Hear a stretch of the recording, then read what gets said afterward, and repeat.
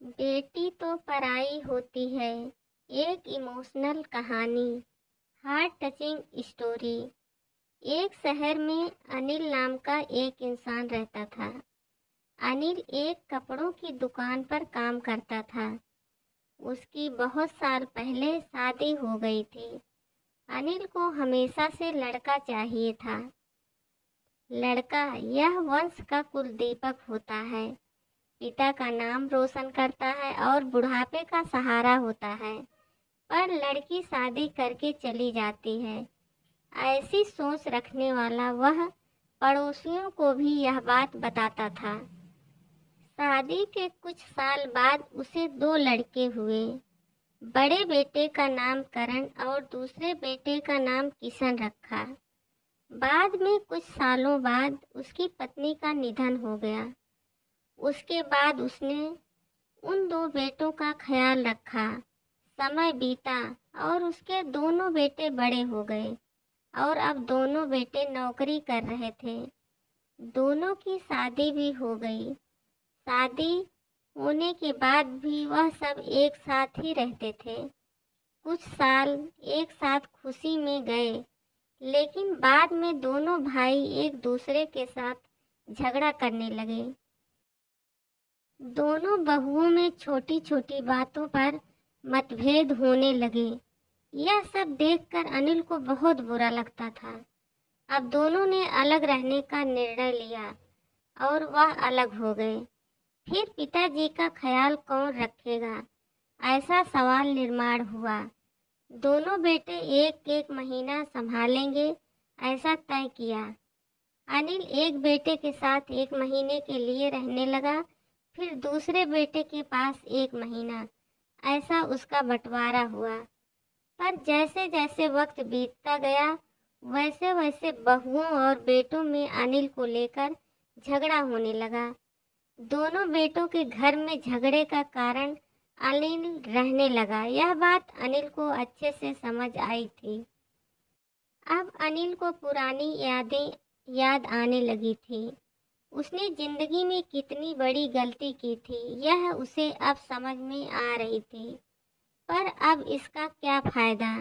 आखिर दोनों बेटों ने पिताजी को वृद्धा आश्रम भेजने का निर्णय लिया। एक दिन दोनों ही पिताजी को लेकर वृद्धा आश्रम गए। वहां जाने पर सभी औपचारिकता पूरी करके पिताजी को मिलकर वह दोनों अपने अपने अपने घर वापस चले गए।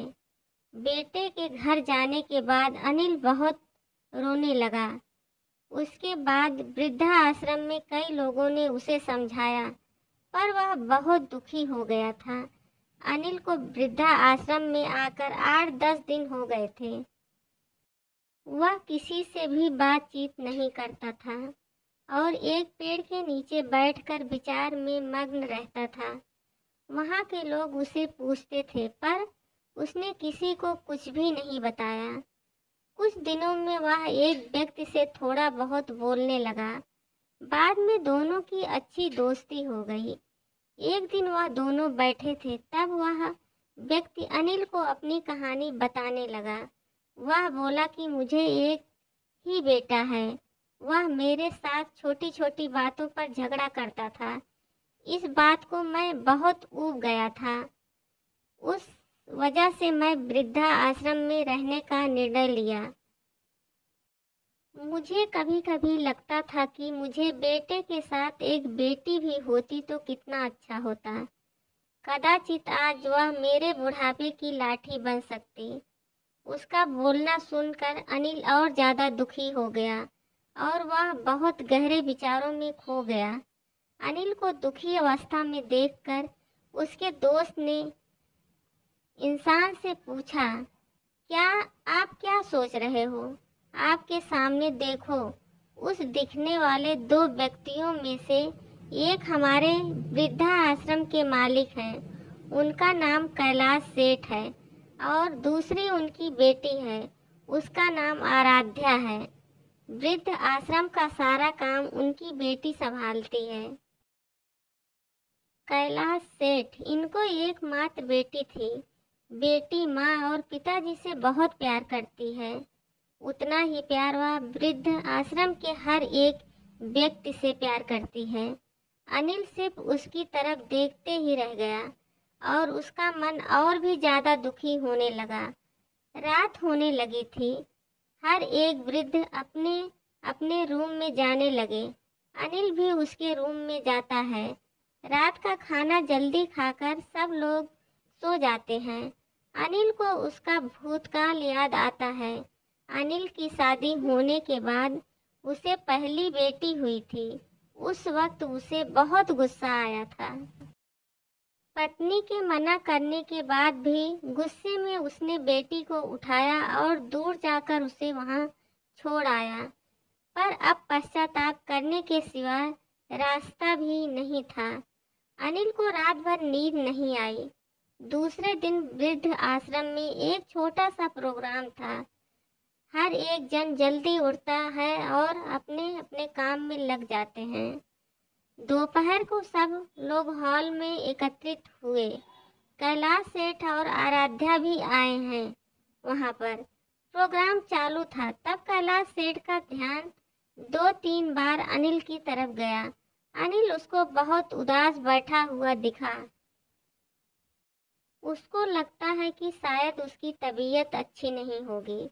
प्रोग्राम खत्म होने के बाद वह अनिल से बात करने के लिए उसके पास जाते हैं। वह अनिल को दुखी होने का कारण पूछते हैं। तभी अनिल रोने लगता है और थोड़ी देर बाद वह अपनी पूरी कहानी उनको बताता है कि पहले मुझे भी पहली बेटी हुई थी, पर मुझे बेटी नहीं चाहिए थी, इसलिए मैं गुस्से में आकर उसे छोड़कर आया। आज जब मैंने आपको आपकी बेटी के साथ देखा तो तभी मुझे समझ आया कि बेटी कितना प्यार करती है। मेरी बेटी भी मेरे साथ होती तो मुझे यहाँ वृद्धा आश्रम में रहना नहीं पड़ता। मेरे दोनों बेटों ने मुझे दुख के सिवा कुछ भी नहीं दिया। मैं अपने किए हुए पापों की सजा आज भुगत रहा हूँ। अनिल की सब बातें सुनकर कैलाश सेठ को मन में बहुत दुख हो रहा था। दुखी होकर वो अनिल को बोलते हैं कि यह मेरी बेटी नहीं है, मुझे यह नदी किनारे मिली थी। मैं उसे घर ले आया और बहुत प्यार से बड़ा किया। मैं और मेरी पत्नी उससे बहुत प्यार करते हैं और वह हम दोनों से भी उतना ही प्यार करती है। पूरी कहानी सुनने के बाद अनिल बोलता है कि मैंने मेरी बेटी को भी नदी के किनारे मंदिर के पास छोड़ा था। यह सुनकर कैलाश सेठ को थोड़ा गुस्सा आया और वह वहां से निकलने ही वाले थे। तभी उसी वक्त वह अनिल को पूछते हैं, आपकी बेटी का बर्थ मार्क वगैरह आप बता सकते हो क्या? अनिल ने तुरंत जवाब दिया, हाँ बता सकता हूँ। उसके बाएं हाथ पर और पैर पर एक एक उंगली ज़्यादा थी। यह जवाब सुनकर कैलाश सेठ को विश्वास होता है कि आराध्या उसी की ही बेटी है। यह सब सुनकर कैलाश सेठ वहाँ से चले जाते हैं। उनके चले जाने पर आराध्या वहाँ पहुँचती है और वह अनिल को बोलती है कि मैंने आप दोनों की पूरी बात सुन ली है। आपने मेरे बारे में जो भी कहा वह सुनकर मेरा मन बहुत दुखा है। एक पिता खुद की बेटी के बारे में ऐसा निर्णय ले सकते हैं, यह सुनकर मुझे बहुत बुरा लगा। आपने जो भी किया वह बहुत गलत था। आपने मुझे बेटी बोलने का अधिकार खो दिया है। मैं आपकी बेटी होकर भी आप मुझे रास्ते पर छोड़कर चले गए थे और मैं उनकी बेटी ना होते हुए भी उन्होंने मुझ पर जान न्यौछावर कर दिया, इसलिए वही मेरे सच्चे पिता हैं। आप इस वृद्धा आश्रम में रह सकते हैं, पर आज आपने उनके सामने जो बोला है वह फिर कभी भी उनके सामने मत बोलिएगा, क्योंकि आज तक मैंने उनको इतना दुखी कभी नहीं देखा। इतना बोलकर आराध्या वहां से चली गई। अनिल सिर्फ आंखों में आंसू लाकर उसकी तरफ देखता रह गया और अपने नसीब को दोष देता रहा। दूसरे दिन सुबह किसी को भी ना बताते हुए अनिल वृद्धा आश्रम छोड़कर चला गया। उम्मीद करती हूँ आपको यह कहानी ज़रूर पसंद आई होगी। अगर कहानी पसंद आई हो तो वीडियो को लाइक कीजिएगा और मेरे चैनल को सब्सक्राइब कीजिएगा। कहानी पढ़ने के लिए आप सबका बहुत बहुत धन्यवाद। और कहानी पढ़ने के बाद आपके मन में जो भी विचार आया हो उसे कमेंट में ज़रूर बताइएगा।